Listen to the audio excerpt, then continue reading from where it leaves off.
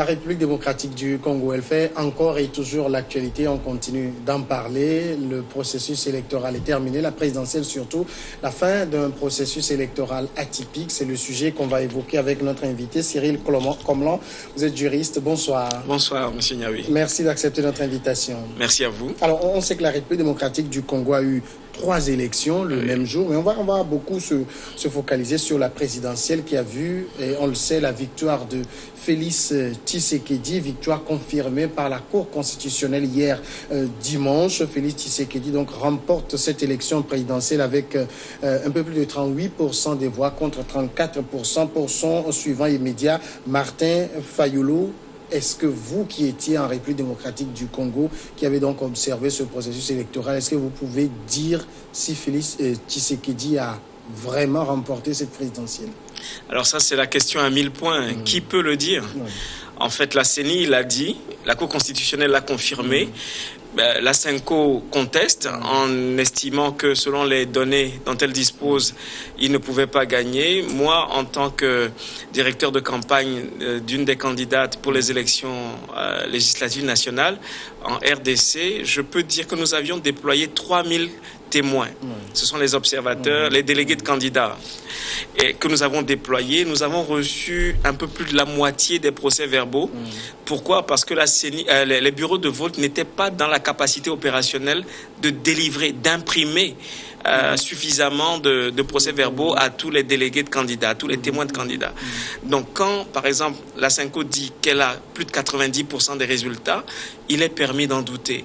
Quand la CENI dit quelque chose, je pense qu'à un certain moment, il faut faire fonctionner les institutions. Et moi, je dis que celui qui a gagné en réalité, c'est peut-être l'alternance. C'est peut-être le fait que l'opposition ait gagné et que dans une élection organisée par un pouvoir, eh bien, le candidat, le dauphin du candidat, soit le 3e. Et ça aussi, je pense que c'est déjà une victoire. C'est aussi une victoire parce que la CENI a déployé son matériel, sa logistique, son approche, sa méthodologie sur un pays continent et que ça s'est fait. Alors que personne n'y croyait, tout le monde a toujours douté de l'engagement réel du chef de l'État sortant de vouloir organiser ces élections. Donc, dire que Félix Tshisekedi a gagné parce que j'en ai les preuves, je m'abstiendrai de dire cela, mais je suis contraint de dire que si la Cour constitutionnelle l'a décidé ainsi, et s'il n'y a pas de preuves contraires, eh bien, il faut que ça se fasse. Alors, vous comprenez quand même aujourd'hui tous les doutes qu'il y a dans la tête, que ce soit d'un certain nombre d'observateurs au niveau national et international. Absolument. Je comprends que dans le cadre de ce genre d'élection, eh bien, qu'il y ait des problèmes, qu'il y ait des revendications. C'est tout à fait légitime. La question est comment vous apportez la preuve de la victoire de l'un ou de l'autre. Quand, par exemple, juste à une petite échelle, nous n'avons pas eu tous les procès-verbaux, qui apporte la preuve de quoi? Ça va rester la question. Et en fait, c'est toujours la question pour chacune de nos élections. C'est comment on verrouille le système à tel point que on n'aurait même pas besoin que des organisations de la société civile viennent à la rescousse de l'appareil en charge de l'organisation des élections pour dire voilà qui a gagné, voilà. Il faudrait que le mécanisme soit à tel point rodé que ce soit une évidence pour tout le monde. Malheureusement, dans le monde, c'est rare d'avoir des mécanismes pareils. Regardez, jusqu'à présent, on doute de l'élection ou de la légitimité de M. Trump aux États-Unis. On en doute même dans les élections primaires en France, etc. Donc, ces machines-là sont en construction, ces mécanismes sont en construction. À un certain moment, il faut valider ce qui est fait et aller de l'avant. Nous parlons de la RDC. Tout le monde sait que c'est un pays continent. C'est facile de faire campagne dans ce pays. Parce que là, il faut, entre deux villes, c'est par avion, et c'est pas... Exact. Ouais. Nous étions à 2000 km de Kinshasa. 2000 km, vous imaginez, vous êtes toujours dans le même pays, mais à 2000 km. Alors, est-ce que c'est facile? Peut-être à l'échelle de la candidature présidentielle, c'est encore plus compliqué. À l'échelle de la candidature pour les élections législatives nationales, c'est déjà à une taille raisonnable. Moi, j'étais à Bumba, qui est au nord-ouest du pays, et disons que c'est un peu plus grand que le... enfin, quand on prend l'Équateur, c'est 100 et quelques 1000 kilomètres carrés. Ça fait 2 fois le Togo. 2 fois le Togo. Quand on prend Bumba, c'est 17 000 kilomètres carrés. Bon, c'est raisonnable. Donc déjà, lorsqu'on descend par type d'élection, on a des dimensions plus raisonnables et plus gérables. Maintenant, au niveau de la candidature présidentielle, je pense que il y a quand même des procédures de coalition. Quand vous prenez par exemple Chadari, il était dans le FCC et donc c'était des coalitions, ils appellent ça les partis mosaïques, donc les partis affiliés ou les partis satellitaires qui se sont mis ensemble pour obtenir une couverture géographique nationale. Donc ce sont ces mécanismes-là. Mais imaginez quand même que la grandeur du pays n'est pas une nouvelle réalité pour les Congolais. Ils sont nés dans un pays immense. Ils ont grandi là-bas. Ça fait partie de leur... de la normalité. D'accord? C'est peut-être nous à l'extérieur qui allons dire c'est un pays immense. Mais chez eux, ça fait partie de leur dimension normale. Du coup, ils s'adaptent et mettent en place des systèmes qui permettent de couvrir tout le pays. Mais on est non seulement dans un pays gigantesque, mais avec beaucoup de poches de tension également. Exact. Il y a des poches de tension, surtout à l'Est, avec tous ces pays qui sont, enfin, toutes ces rébellions armées qui se manifestent. Il y a les velléités des puissances étrangères ou des pays étrangers par rapport aux minerais, etc. Oui, il y a des troubles, mais d'une manière générale, sur la plus grande partie du territoire, il y a la sécurité. Sinon, il n'y aurait pas eu élection. Ce sont juste des poches d'instabilité ou des poches où il y a une certaine insécurité sanitaire qui font qui ont justifié justement que dans 3 localités, il n'y ait pas eu d'élection le 30 décembre. Alors, on s'imagine que pour la Commission électorale nationale du Congo, ça a dû être un défi matériel, logistique énormissime. Là. Ah oui, si vous voyez les stocks, de la CENI, juste par rapport à la machine à voter, si vous voyez la logistique en termes d'imprimantes, si vous voyez quand la CENI se déploie dans une zone, vous êtes impressionné. Et ça, je pense que c'est quand même un défi qu'ils ont relevé, de pouvoir déployer tout le matériel, tout le personnel, toute la logistique, de pouvoir centraliser les résultats. Je pense que c'est une expertise véritable qu'ils ont pu développer au fil des années. Ça fait partie des contraintes du 30 décembre, mais entre autres contraintes, il y a eu également quoi? Eh bien, il y a eu l'incendie. Il y a eu l'incendie qui a justifié le report de l'élection qui était initialement prévue pour le 23 et qui a brûlé près de 7000 machines à voter à Kinshasa et qui étaient destinées justement à la capitale. Donc, ça, c'était un défi. Un autre défi, c'est que la plupart des gens ne croyaient pas en la tenue de cette élection. Jusqu'à la dernière minute, jusqu'à la veille, les gens doutaient. Même Congolais, les Congolais eux-mêmes. Je parle des Congolais, oui. Je parle surtout des Congolais. Ils doutaient, ils se disaient non, on risque de ne pas. Et justement, quand il y a eu le report la veille du 23, eh bien, les gens ont eu comme une confirmation de leur doute, du fait que ça n'allait pas tenir. Alors ça, c'était une contrainte. Une autre contrainte aussi, ce sont les pratiques électorales dans ce pays, parce que vous avez une sorte de pression que l'électorat fait sur les candidats qui viennent avec des listes de requêtes en disant si vous nous faites ça, eh bien nous on vote pour vous. Et donc ça décale le débat sur les enjeux électoraux, sur le mandat, soit présidentiel ou le mandat de député provincial ou bien national. Et donc ça se monnaie, c'est une sorte d'échange qui est proposé. Finalement, on est un peu comme quoi, dans le même registre où on dit on ne vote pas les programmes. Ben, à plusieurs moments, on a eu le sentiment que certaines cibles ne votaient pas le programme, mais votaient des réalisations ponctuelles et immédiates, plutôt que des programmes. Certaines cibles n'arrivent pas à se projeter dans l'avenir, ou alors estiment que les expériences faites avec les acteurs politiques par le passé leur ont instruit que dès qu'ils sont élus, eh bien, ils ne reviennent plus. Donc, du coup, les gens veulent les scier maintenant en disant si au moins on peut sécuriser un certain nombre de satisfactions maintenant, eh bien, c'est bon. Le reste, il n'a qu'à gérer plus tard. Mais si avec ça, on s'imagine par exemple que pour la présidentielle, Emmanuel Ramazani Shadary partait en pole position. Oui, mais disons que Shadary, eh bien, pour moi, il n'a pas bénéficié du processus de sélection. Ça n'engage que moi, mais je pense que le fait que Kabila en ait fait son dauphin, a nui à son image. Pourquoi? C'est comme un legs qu'il faisait à quelqu'un.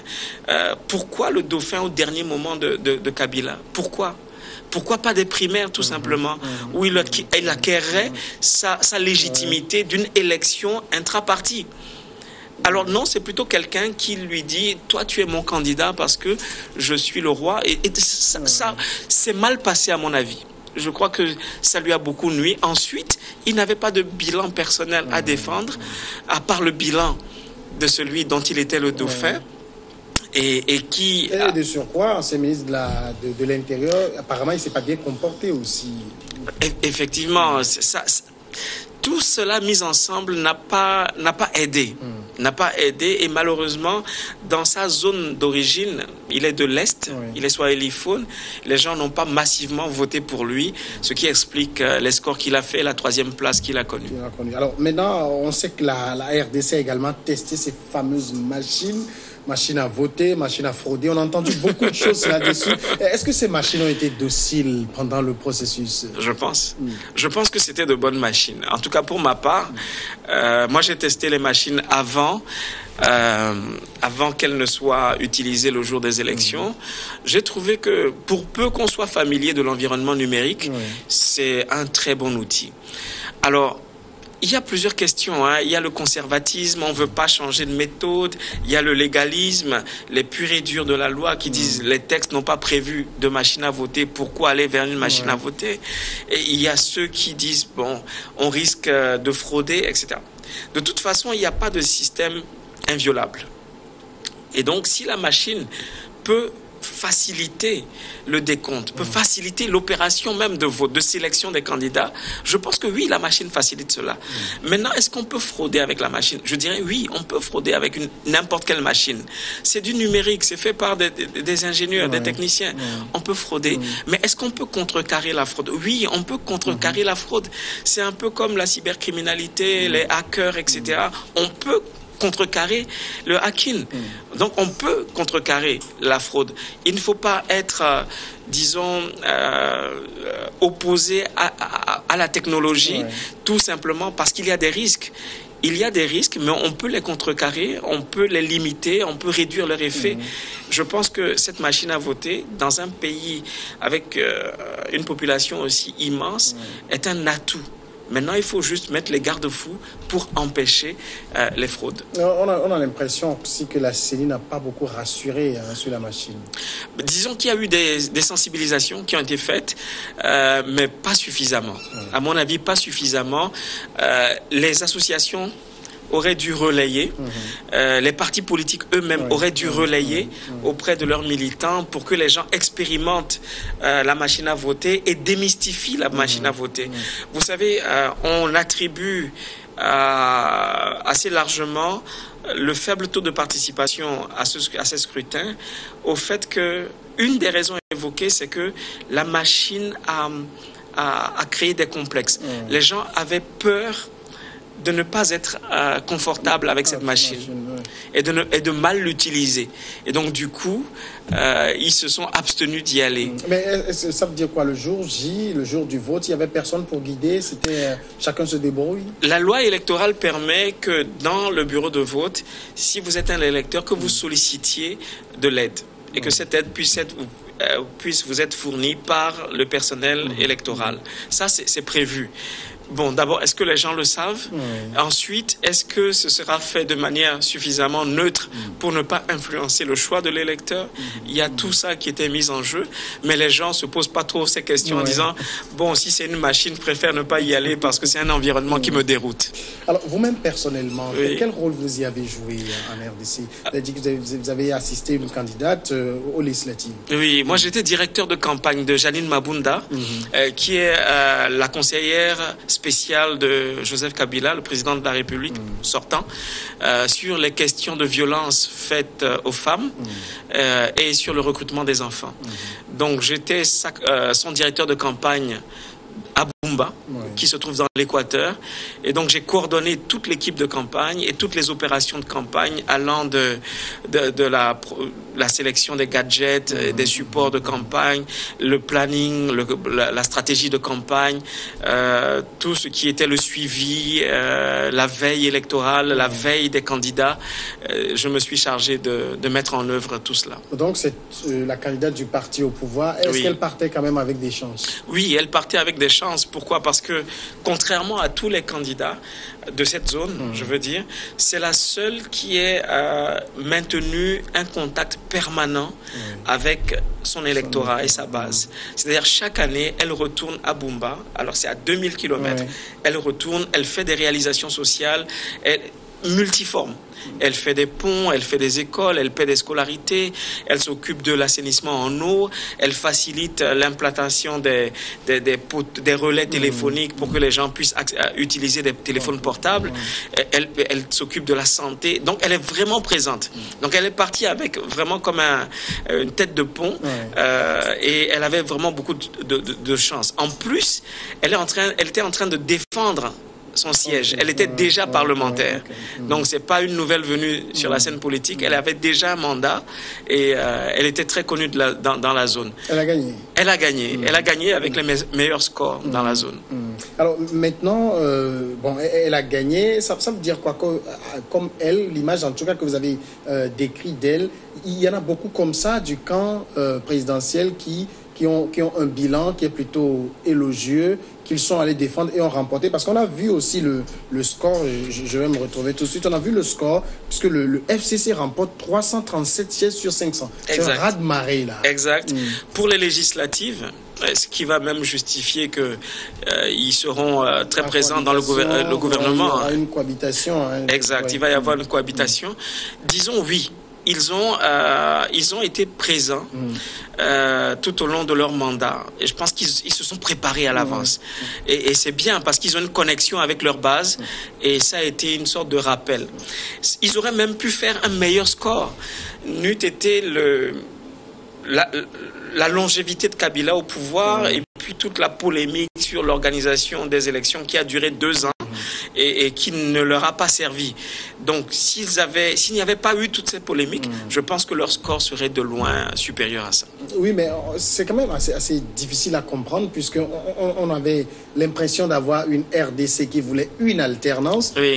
On a 3 élections le même jour et on a quelqu'un qui vote pour l'opposition à la présidentielle et qui, curieusement, aurait voté pour le parti de Kabila aux législatives, aux provinciales. C'est difficile à comprendre. Les logiques et les enjeux ne sont pas les mêmes. C'est-à-dire que pour la présidentielle, je dirais que les gens voulaient une alternative. Ils voulaient plus de Kabila, ils voulaient... alors que pour les législatives et les provinciales, les logiques sont différentes. Les gens ne votent pas parti. Ils votent individu, ils votent acteur politique. Ils votent en fonction de votre bilan dans la zone. Vous voyez, le mandat même législatif, eh bien, est un mandat qui est corrélé avec vos réalisations dans la zone. Donc, vous pouvez être un très bon parlementaire à l'Assemblée nationale, mais si dans la zone, on ne vous a pas vu en action, eh bien, ça ne donnera pas grand-chose. Vous serez déconnecté de votre base. Alors maintenant, c'est terminé, mais je l'ai rappelé, c'était 3 élections en 1. Est-ce que ça n'a pas été compliqué à faire, d'avoir présidentielle, législative et régionale? Ah oui, c'est compliqué. C'est compliqué d'avoir 3 élections en même temps. Ça vous donne une pléiade de candidats, une pléiade de discours, une pléiade d'activités. Les gens, l'électorat est sursollicité. C'est chaque jour plusieurs activités à la fois, un peu partout dans les zones. À Bumba, il y a 6 secteurs, avec Bumba Centre, partout il y a de l'activité. Et donc quand il y a de la concurrence, ça crée une certaine atmosphère de compétition, voire de violence. Parfois, heureusement que cette violence a toujours été gérée convenablement, mais parfois c'est délicat. Et ça embrouille aussi l'électeur. Ça l'embrouille parce que il doit décider entre l'affect, entre la raison, entre les habitudes, etc. Ses habitudes électorales. Donc il est partagé entre plusieurs arguments. Parfois il finit par choisir comme ça pour choisir et sortir du bureau de vote. Finalement, c'est l'électeur qui est à féliciter ici. L'électeur est à féliciter parce qu'ils ont joué le jeu, malgré tout. Les électeurs ont participé à toutes les activités qui ont été organisées par les candidats. Mais je pense que le président Kabila est à féliciter aussi. Pourquoi? Parce que la plupart des gens, des pronostics disaient qu'il n'allait pas partir. Personne n'aurait cru qu'il aurait pu accepter que son candidat soit troisième et qu'il le valide. Personne n'aurait pu accepter ça. La CENI aussi a joué le rôle. Je pense que la CENI, c'était quand même un grand courage que de faire son travail et de dire vraiment... le candidat du pouvoir, pas le candidat de la CENI, le candidat du pouvoir est le troisième, point barre. Maintenant, s'il y a des polémiques au niveau du premier, du deuxième, bon, c'est un autre débat, mais je pense que la CENI aussi est à féliciter. Alors, nonobstant ces récriminations qu'on a contre la présidentielle, la RDC a donné une leçon au monde, c'est ça? Absolument. Je crois que, quoi qu'on dise, il y a alternance. Et ça, c'est quand même une énorme victoire. Il y a respect de la Constitution. Il y a quelque chose qui permet à la RDC d'avancer et de pouvoir connaître d'autres dirigeants politiques. Je crois que c'est une très bonne chose. Mais est-ce que le pays est pour autant sorti de l'ornière? Non. Le pays n'est pas sorti de l'ornière parce que les questions sécuritaires demeurent à l'Est et ailleurs. Il y a toujours les velléités des pays voisins sur les richesses naturelles de la RDC. Il y a les questions d'emploi, les questions économiques. À Bumba, où on était, la grande question formulée quotidiennement par la jeunesse, c'était celle de l'emploi. Les jeunes sont là et dans des proportions endémiques, les jeunes sont sans travail. Les jeunes sont tout le temps en train de demander quelque chose aux gens parce qu'ils n'ont rien. Alors qu'ils ont de la ressource à perte de vue, mais ils n'ont pas d'encadrement. Ils attendent que des investissements fournissent de l'emploi ou alors cadrer pour générer des entreprises, créer de la richesse, mais ils n'ont pas cet encadrement. Donc, il y a ces grands défis qui attendent le chef de l'État qui vient d'être élu. Alors justement, quelqu'un a dit, en résumant la situation de la RDC, que le problème de la RDC, c'est sa richesse. Est-ce que le nouveau président fera l'affaire face à tout ça? Il est bien obligé de faire l'affaire. Qu'il le veuille ou pas, je pense qu'il est bien obligé de faire l'affaire. D'abord parce qu'il était candidat. Donc, je pense qu'il était dans la logique tellement éligible. Sinon, il n'aurait pas été candidat parce qu'à aucun moment, il n'a renoncé à sa candidature. Donc, je pense c'est mon premier argument. Le deuxième, c'est que face à la polémique qu'a suscité son élection, il doit faire ses preuves.